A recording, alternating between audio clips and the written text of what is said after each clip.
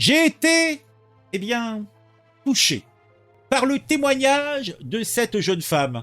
Bon, vous en avez deux sur l'écran. Il y a une rouquine, on va te faire courir la rouquine. Et puis, il y a une brunette, une châtain, je sais pas trop, châtain plutôt ses couleurs, le couleur de ses cheveux. Et elle est habillée avec beaucoup de goût, donc un pantalon de CRS, un t-shirt de CRS, et les bras peinturlurés de tatous et autres, eh bien, piercings dans le nez.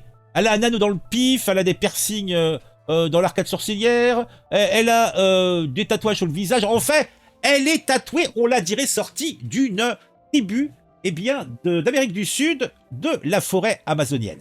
Et elle se retrouve, cette jeune femme, dans les studios, certes chaleureux, de France 2.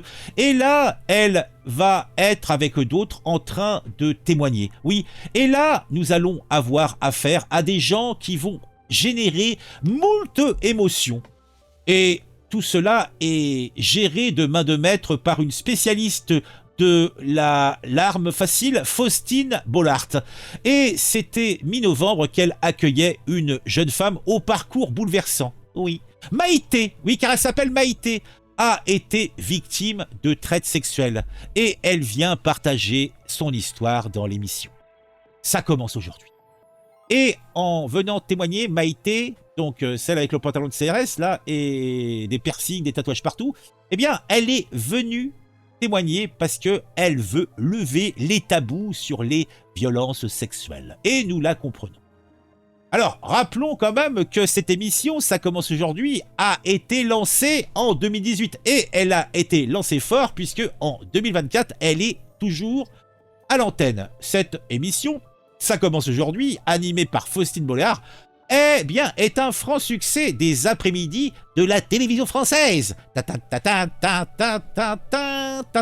Puisqu'elle s'est montrée vite comme étant un rendez-vous incontournable pour les Françaises et les Français téléspectateurs de l'après-midi en quête de récits authentiques et poignants. Oui. Donc, dans cette émission, on aborde plein de sujets, et bien, parfois bienveillants, et parfois sincères, mais à chaque fois qui touchent le cœur des spectateurs. Chaque épisode étant une invitation à l'introspection et à la réflexion collective. Et ben dis donc, beaucoup de mots compliqués pour dire que c'est un truc de voyeur. Tout cela permettant à chacun de se reconnaître dans des parcours de vie aussi variés qu'émouvants. Et nous en revenons au sujet du jour.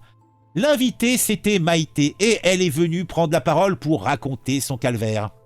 Alors, à l'âge de 20 ans, alors qu'elle se rendait à un entretien d'embauche, elle a été enlevée et violée, oui. Et c'est comme ça que commence un enfer de 6 mois durant lequel elle a été violée, menacée et humiliée.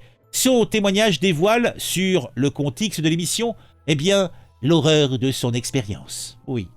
Il m'a vendu pour la nuit à un client qui m'a amené dans un club échangiste et libertin. Donc j'ai été abusé par des couples dans tous les sens, pendant toute la nuit.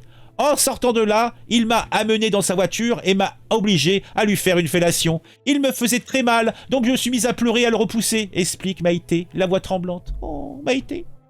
Elle poursuit son récit. Les larmes plein les yeux. Il m'a attrapé la tête et m'a tapé contre la vitre. Il a ouvert la porte et m'a balancé sur le trottoir et il est parti. Donc j'ai erré dans la rue comme ça, avec ma petite robe noire et mes jambes pleines de sang. Eh ben dis donc. Le témoignage de Maïté, comme celui de nombreuses autres victimes, a permis de mettre en lumière les horreurs de la traite sexuelle et des violences faites aux femmes. L'émission, ça commence aujourd'hui, a continué et continue toujours de jouer un rôle crucial en donnant la parole à celles et ceux qui ont vécu l'indicible.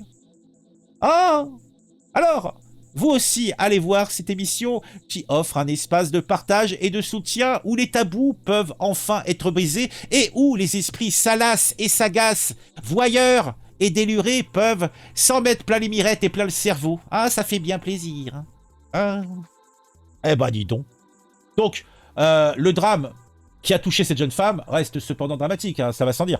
Mais moi, c'est le côté un petit peu voyeur et condescendant de ce type d'émission qui me consterne. D'ailleurs, ce que je fais, c'est exactement ça, mais moi, l'objectif, c'est de dénoncer tout ça.